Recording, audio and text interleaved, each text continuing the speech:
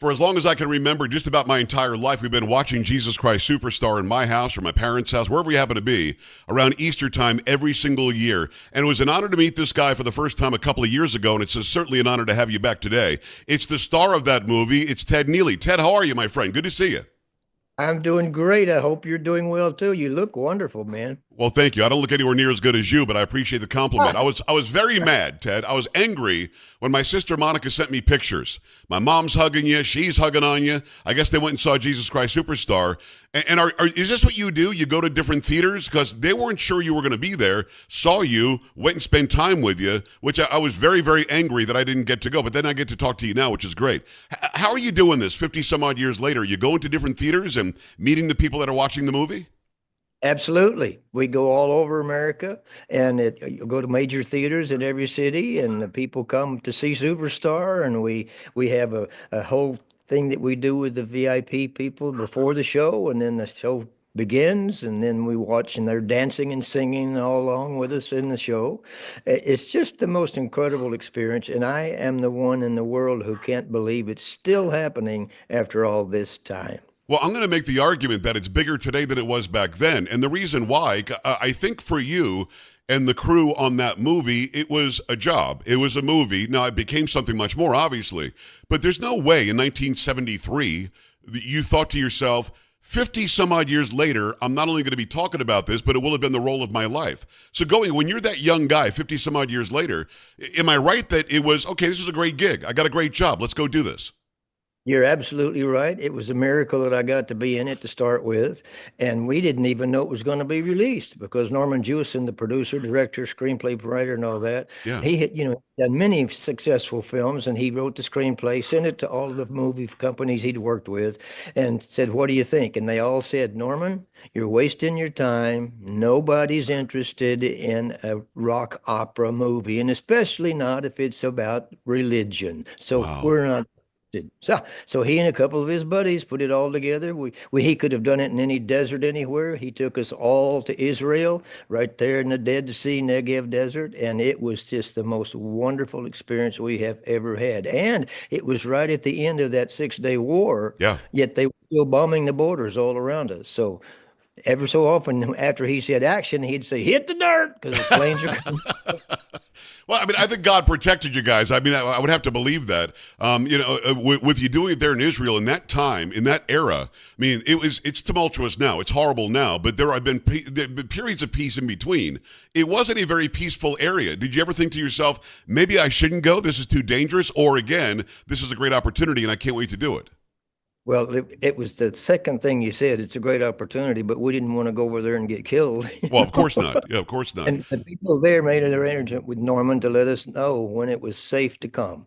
So Okay. that's when we went over. So what I'm saying is it was almost finished, but there were planes all the time because, well, that's why the tanks and jets were in the movie because that was happening while we were there. So in fact that he took us over there, here we were doing what we were pretending to be, walking in the footsteps of the people we were trying to show. It's Isn't that just, something? and I still can't believe it, honestly. I love it. It's Ted Neely. He is the star of Jesus Christ Superstar. I know that as of recently, you still are performing it. Are you still doing the performances, or have you backed off of that some? Well, I prefer doing the screenings at this point Yeah. because it's smaller, it's illy, but I'll do whatever I can. I keep working as much as possible. And unfortunately, though, Mr. Jewison passed away last year. Right, sadly. So anyway, so what I'm saying is what we are doing right now with these screenings is absolutely amazing. And people are inviting us to their homes to do screenings, private screenings for their friends. My goodness, that's amazing. But by the way, again, Broadway on Maui benefit, A Night Under the Stars with Yvonne Elliman, Mary Magdalene in the movie, who's amazing too. May 3rd, 6 p.m. VIP is 5 to 6 p.m. All proceeds benefit the Wave of Harmony Foundation, transforming lives for the performing arts. Ted, they can just go to tedneely.com to find out more about that? Please, anybody needs any information, tedneely.com. It'll tell you where we are, what we're doing, when we're going to be, wherever you live, all of that. You have the music in you. You have a presence. Now, I don't know how big a guy you are. My mom said that she was surprised that you had such a huge presence, but you're not as tall as we might have expected from the movie. But having this presence, how do you do that? Now, you're a great musician. Your singing range is out of sight. It's unbelievable to me. I'm a bass. I could have sang that bass part from the Pharisees. Oh, Um, Caiaphas himself, yeah. yeah, exactly. I could have done that. But having said Jesus that, is how cool. how do you present yourself as such with such an aura? Is it just natural for you? Did you have to work into that to be Jesus in the movie and then carry this 50 plus years later? I hope it's not a weird question, but you're such a big presence and also such a modest, humble sort of man. How does that Oh, work together? well, honestly, it's my life, literally. Everything that I do has been provided because of Jesus Christ Superstar. And it was a complete accident that I got to be in it. And I'll never forgive myself for pursuing this sort of thing earlier. But when it happened, it changed my life completely. While we were in Israel making the film, I met the lovely woman who became my wife, Leanne Granger. She was a dancer in the film, and she still puts up with me today. And I'm so lucky for that. I'm pretty sure she set up the shot. Now, if we watch the movie, is she in one of the dance scenes that we can identify? Oh, that's her. Okay. Yeah, yeah. Well, the best place to see she's in every play that they're dancing, but the best one is the Simon song. Christ, you know I love you. Did you see how That's such a we? great scene. My goodness, so much energy and power. She's in. We can It's see her in there. Yes, she has long dark hair, Okay. and they have all the ladies wearing small tops and pants. She's in a brown top and brown pants, and you'll see her do one of those ballerina kicks that goes clear up to the sky, and they freeze frame on it. So once you see that, and with Herod, he says, "Jesus, I'm overjoyed," and then the camera moves over to Right. the left. She's the second person there. So they got her in a big blonde wig, and they got everybody in that Oh, I love particular it. number looking crazy. Well, I Fun, got to tell fun, you, what, fun. what, so she did that kick to the sky, and you said, I'm marrying her. Mr. Jewison, tomorrow is our wedding. Well, I love it. It is Ted Neeley, the star of Jesus Christ Superstar. You said a couple of times in this interview, Ted, that you almost didn't do it. How'd that almost That's not right. happen? I didn't know that story. Fill me in. Yeah, well, when we graduated from high school, we'd been playing in our band for the whole high school Here period. in And Texas, right? yes, right, Dallas Fort Worth area. Gotcha. Go ahead. Yeah, and they said, "We are so proud of you guys. We're so happy that you were able to make a few bucks when you were in school, and we can't believe and so happy are we that you graduated. So this summer you can go anywhere you wish in America, but you got to come back in the fall and go to Texas University." So we Wow. chose California, went to Hollywood, instantly started playing in a club called the Pussycat A Go-Go right there in the heart of Hollywood. Okay. And it was during the Beach Boy period of music. And we were the only band in Hollywood that wasn't playing Beach Boy music. Oh, wow. So we decided, let's be respectful. And we picked one of their songs, Wish They All Could Be California Girls. Yeah. So we could Okay, but we sang it. I wish they all could be Texas girls. And just like you're laughing there, the audience is just fell down. And so they say, you got to go see that crazy band from Texas. And How do you get the shot of Jesus Christ Superstar? Who heard you? the bottom line is there were 5 actors who used to come in and see us everywhere we were, and Okay. we always rehearsed in the afternoon. And they came to the club, and the guy said, "Ted, are you doing this tomorrow?" I said, "No, it's their first day off." "Why?" He said, "Well, we have an audition for a new show. We don't even know what it is, but we'd like you to come and see what we actors have to go through to get a job." So I went to see him. Wow. We're in the theater. They're up there on stage doing their stuff. They finished and they came walking out. And as I'm ready to walk out to the car, and they picked me up and carried me down to the stage and threw me on the stage, and they ran out of the theater in total darkness. Only light was almost over the piano. So I Wow. went over to talk to the piano player. And while I'm walking across, I hear, "Are you Mr. Neely?" I don't know where that's coming from, but yes. What have you prepared for us today, Mr. Neely? Nothing. I came to see those 5 guys. I don't even know what we're doing here. I've never been in one of these places. Oh, Good. man. Singer? Yes, sir. I sang. He said, well, can you sing us a rock and roll song? So I went to the piano player and I said, do you know Stevie Wonder's version of For Once in My Life? Oh Boom. man. So they let me sing the whole song. And then they said, Mr. Neely, could you sing us a ballad? I'd like to hear a love song for you. So I would say to the piano player, sing, same song, Tony Bennett. They let Hmm, me sing the Tony Bennett song. nice. Guess what the show was? Tell me. Hair. Are you serious? They didn't hire any of the actors. They hired me. And they put me in the lead role, Claude Hooper Bukowski. I'd never been in a theater production. I'd never been anything but a drummer all my life.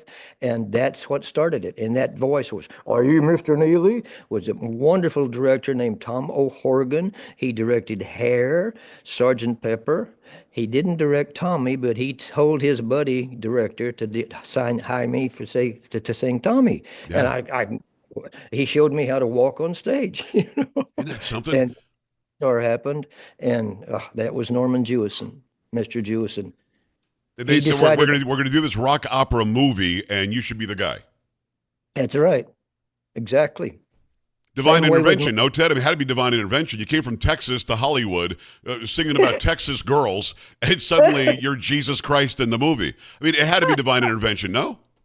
Oh God, it's incredible. I don't know. Somebody's watching over me up there. I don't know who it is, but soon I'll be finding that out too. No, I don't know how soon that's going to be. We want you around another 80 or 90 years. It's Ted Neely. Go to Uh, tedneely.com. Find out about what he's doing. He's Jesus Christ in Jesus Christ Superstar. 50 some. Was it 73 when you actually did it, or did you do it the year before? we shot it in 72. It came out in 73. Yes. So for 53 years of your life, have you always embraced it? Were you bothered at Uh, all that you were typecast? That guy was Jesus. He can't do this other stuff. Or were you happy with that? well, when I auditioned, I actually auditioned for Judas. I Did wanted you to play really? Judas. And the reason I did that is I know everybody around the world knows all about Jesus, but hardly anyone knows anything more about Judas than what he did. Right. So I thought, oh, the part I can create a new character. But I did, I sang the first song in the show that Judas opens the show with. And the director came up and gave me a big hug. And he said, that was wonderful, Ted. Could you do me a big favor? And I said, yes, sir, anything. He said, could you come back tomorrow and sing The Other Guy? I've been singing The Other Guy ever since. The other guy. Yeah. What was his name again? Jesus, right. It was that guy. It's Ted Neely who historically played that role. I'm going to get a little geeky because I was a music major. I'm a singer. I'm a saxophone player. I do things like that. This Wow. Jesus Let's must go on. die. By the way. Yeah. Yeah, oh yeah, I can do that role. But I could never have sung what you sang in that part. Were those songs written to your range? Or did your range fit into what they wrote? It's always because I think you and I spoke before. It was like a high G above everything that you nail in one of those songs. I was like, that's stupid. That's got to be God doing that. But did they write it for you, or was it written and then you fit the role?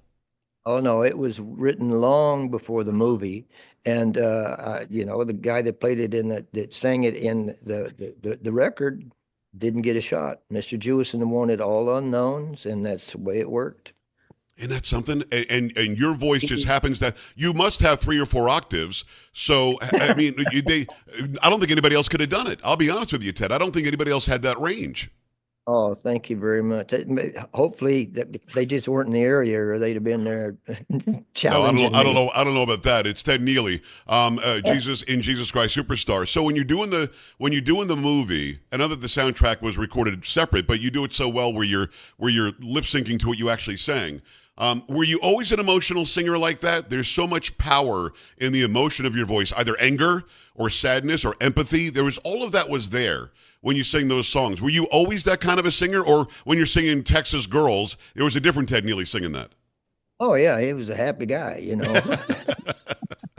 But I was a copy artist. I mean, we didn't write music at all. We copied everybody, just Gotcha. exact. It was if you heard it on the radio, we played it. So what I'm saying is I was just impersonating whoever the original singers were. And when they cast me in the show, we went to London to Pinewood Studios and pre-recorded the entire soundtrack. And it was just an amazing experience. Then we go to Israel and we lip sync to the soundtrack, and then we Yeah. go back to London after the film's finished and matched what we did in the film. So Mr. Jewison was so unbelievably well prepared, and he made us all look like we knew what we were doing. No, you Really. definitely knew what you were doing, and that's why it's so important that it's lasted for so long. It's going to last for all of time, and I'm really glad to be able to talk to you about it. Why did Do you? I have time to tell you one more laughable You have time to story? tell me. You can stay on here as long as you want, Ted Neeley. You are somebody I've looked up to my entire life. You're not. I've interviewed presidents that didn't get as much time as I'm willing to give you. So yeah, let's Oh go. my God. Anything you want to say, Ted? Okay, I wanted something that was funny for the whole thing. Please. Well, like I said, Mr. Jewison was so well prepared. He wrote the screenplay based upon Tim Rice's lyrics, and he fell in love with everything about it. And here we were, all of us unknown, only person who'd been in front of a film camera was Barry Dennen, the man who played Pontius Pilate, Right. and the rest of us complete unknown. So here we are in the beginning. We first get there to Israel, and Mr. Jewison's showing us locations that he found and all that, blah blah blah blah. And he said, "Okay, tomorrow, guys, we're going to do the costumes. They've got them ready for you. They're going to bring us in, and we're going to spend a lot of time having each little group, just walk around and talking to each other. Don't Right. worry about what you say. We're not doing that. We're just filming it." So we get there. And he says, "Okay, guys, I want to do Jesus and the Apostles first. So everybody have fun, and we'll be finished with this. We'll come back." So he takes us to this one particular place he had found that we would be doing the Last Supper, all of that. And he said, "Okay, guys, I just want to see how you look in the costumes, and just walk around and talk to yourselves, each other. And we just want to see how it looks all together. Make sure the costumes are right." He said, "But there's one thing you got to remember. When you're doing a film, what you hear the director say the most is action and cut. So when I say action, obviously you go to work. When I say cut, you got to hit your mark." Right. He sneezed. He did a big old sneeze. I'm sorry, didn't mean to interrupt that. And then one of the guys says, one of the apostles, he said, I beg your pardon, Mr. Jewison, but could I ask a question?" And Norman said, "Of course." He said, "Okay, when you say we got to hit your mark, which one of us is Mark?"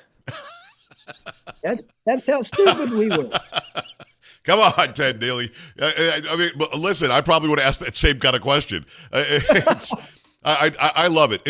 In watching it, and we don't have the insight that you have because you lived it, but in watching it, it appeared to be a bunch of people that ended up becoming a community. I know that you're still performing with Yvonne Elliman and so on. I mean, these are lifelong friendships, right? Absolutely right. There were several people in this movie that we all joined together in those shows that I mentioned, the Yeah. Broadway shows. And we were all buddies, all of us, and everybody respected each other. So that's why it was a family that was out there doing this, thanks to Norman Jewison. I think it's amazing. Well, thank you for being the Jesus Christ that I grew up knowing and learning so much about the Bible from that musical, from your without your voice, your range, your face, your presence, it would not have been the same thing. So they chose the right guy. I wonder if I could ask you before I let you go about Carl Anderson. What an Oh, amazing voice this man had. So sad that he passed away early in life, but the power he brought to Judas, I don't know that anybody else could have done that role either. I just think that through divine intervention, you all ended up where you should have been. yes, and Carl and I were good buddies, but long before we got into the film, we were both doing Superstar all over America, national tour. But we had been together, so we had a great relationship, and Norman was so appreciative of that because we did. There's some things in the movie that happened between the two of us that Norman just couldn't believe it. Right. For example, that whole thing when we're sitting and he comes in and says, "Hey, woman, you're fine," all that, and gets Yeah, crazy. absolutely. And Yvonne says, "Try not to get worried." Oh, that, and then it finally comes to me, and I sing the thing about people are poor and we got to take care of them. Yeah. Well, at the end of that moment, because he was sitting there looking right at me, surrounded by everybody, and he's still angry, and he's heard what Yvonne said, and now he's hearing what I'm saying, and he's looking up at me. And the last thing I said was when I reached out and touched his hand, "You'll be lost, and you'll be sorry when I'm gone." Yes. We shook hands. Now, that wasn't planned. It just Wow. happened. And when he finished the scene, Mr. Jewison literally screamed, "How did you learn to do that?" What he was so amazed that we actually just did that handshake thing, you know. So that was just Carl and my thing together, you know. Well, And Carl, listen. And by the way, hearing that entire ensemble with you and Yvonne and Carl in that song was such. First of all, I don't know how those guys wrote those things with the different time measures and the different the key changes and everything, but it just seemed to work. But what sold it, it could have been Mary Had a Little Lamb. What sold it was you could see the connection between the three of you. And it wasn't a oh, fake, we're on a piece of film connection. It was, we're really doing this right now. And I'm not taking your yeah, crap. And you should mind worry about always going to be poor people. Pay attention to what you have. I mean, that's a message that goes today, doesn't it? yes, yes. And the fact that that was done almost 2 years before we actually made the film. You know, it was Wow. already a worldwide success as an album, the Brown Album, which we refer to as the Brown Bible. And Okay. it's all been wonderful. And it just keeps going. And with Leanne and myself having the opportunity to meet in the film, and now we have a family, and that is wish that Carl and Mr. Jewison were here for so we could celebrate it every day together. No, I'm sure they're looking down and they're enjoying it because again, this has got to be a success beyond anybody's wildest dreams. I can't even imagine, even the songwriters. Again, a small. I'm guessing it wasn't a very big budget on the film. Songs sung by amazing singers, actors who acted, I think, out of the park, and it lasted this long. At 58 years old, do you understand the impact I'm trying to relay to you that you've had on me? And I hope that I'm not being like a too much of a fanboy, but at the end of the day, No. when I was 5, I watched you do that role, and it might have been why I play every instrument now. It might have been why I studied Wow. music in school. It might have been why I used my voice for my life. I mean, I think that you had a piece of all of that. I hope that's okay. Oh my God. Yes. I'm so honored and so proud. And I can't believe that I got to do it with no training whatsoever. You never would And have known people, that. Well, you didn't need training to act like. I mean, you were the guy for that movie. yeah. You were the guy, so it's not like you needed training for that. I've always wanted to ask you this. I hope you don't mind. Who was the guy Huh? that played King Herod? Because that I think you needed somebody that nuts to play that Yeah. role. You know what I mean? If he played it any less extra than he was very extra. I don't think it would have played as well. Right. Was that guy? Was he a trained Broadway guy too?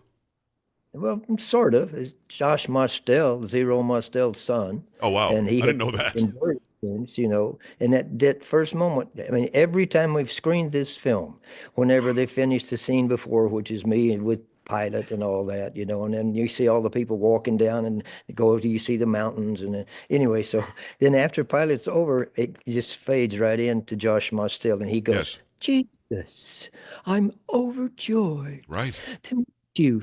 And the people start screaming and applauding just at that moment. You see, so There's something. Let me ask you something that you might not want to answer. I think you will.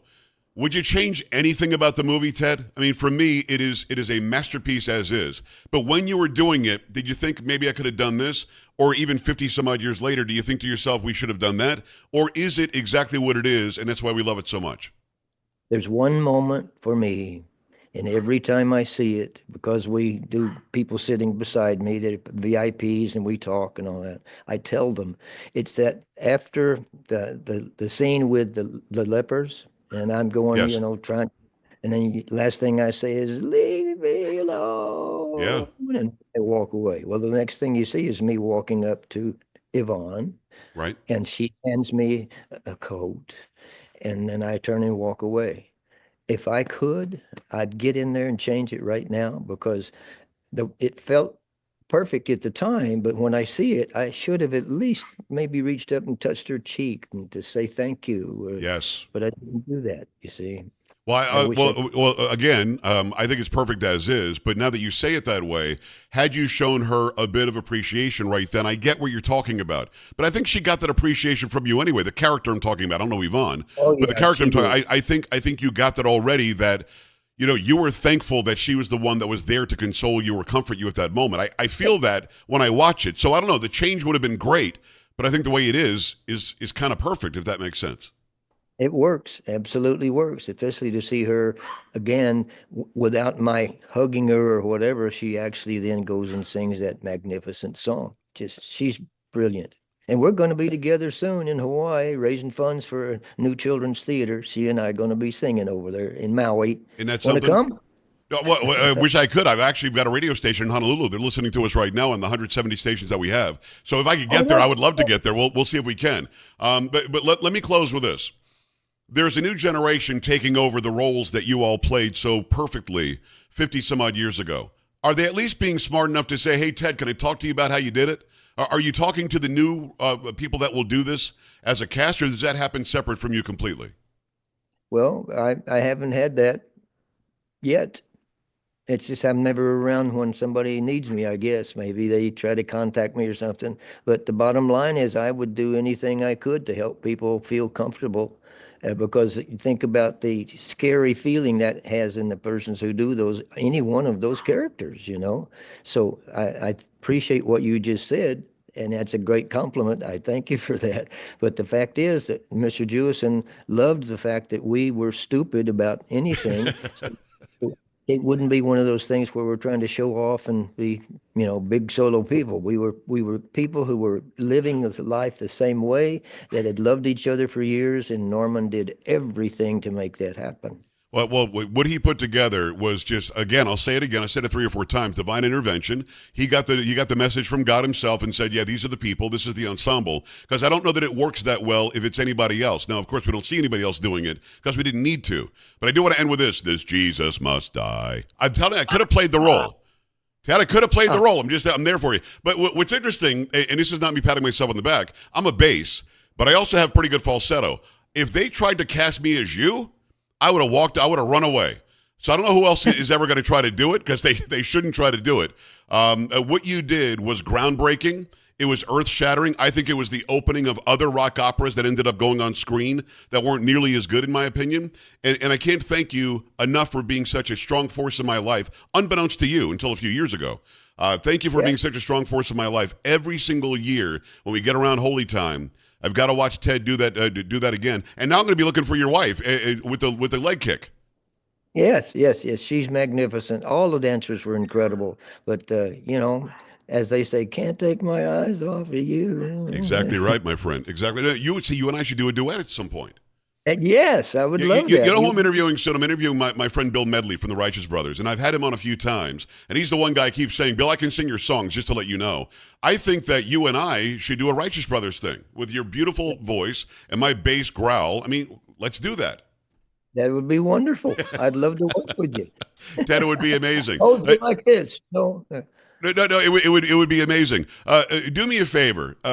First of all, thank you for your friendship. Thank you for your time. And if there's anything I can do for you, because the platform has now gotten very big, if I can do something for you, and I want to promote this again, go to tedneeley.com, tedneeley.com, and go check out what they're doing May 3rd. Their VIP access is there for you. Find out about this benefit for the Wave Harmony Foundation. I don't want you to ever stop. So if there's anything I can do for you, and I mean this, I say this to a lot of people, and I kind of mean it with you.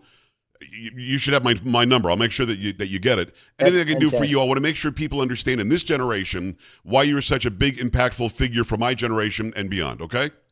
Oh, God bless you for being so kind and generous.